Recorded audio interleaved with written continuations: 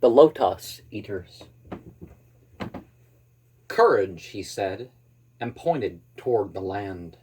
"This mounting wave will roll us shoreward soon." In the afternoon they came unto a land in which it seemed always afternoon. All round the coast the languid air did swoon, breathing like one that hath a wearied dream. Full-faced above the valley stood the moon, and like a downward smoke the slender stream along the cliff to fall and pause, and fall did seem a land of streams, some like a downward smoke, slow dropping veils, a thinnest lawn did go, and some through wavering lights and shadows broke, rolling a slumberous sheet of foam below. They saw the gleaming river seaward flow. From the inner land, far off, 3 mountain tops, 3 silent pinnacles of aged snow, stood sunset flushed and dewed with showery drops. Up clomb the shadowy pine above the woven copse. The charmed sunlight lingered low adown. In the red west, through mountain clefts, the dale was seen far inland, and the yellow down, bordered with palm and many a winding vale, and meadow set with slender galingale.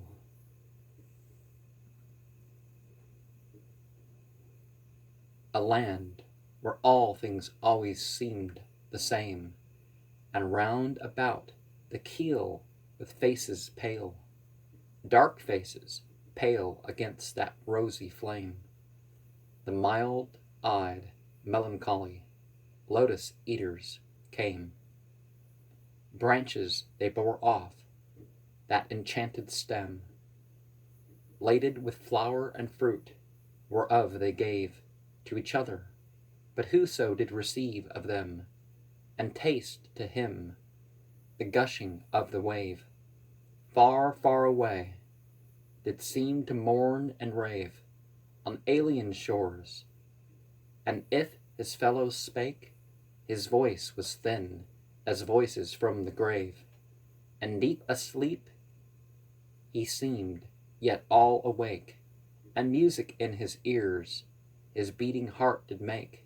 They set them down upon the yellow sand, between the sun and moon upon the shore, and sweet it was to dream of fatherland, of child and wife and slave. But evermore most weary seemed the sea, weary the oar, weary the wandering fields of barren foam. Then someone said, "We will return no more." And all at once they sang, "Our island home is far beyond the wave. We will no longer roam."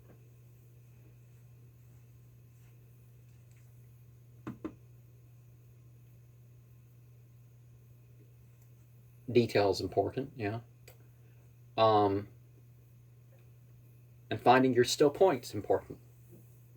Now, when it comes to slavery, ideally,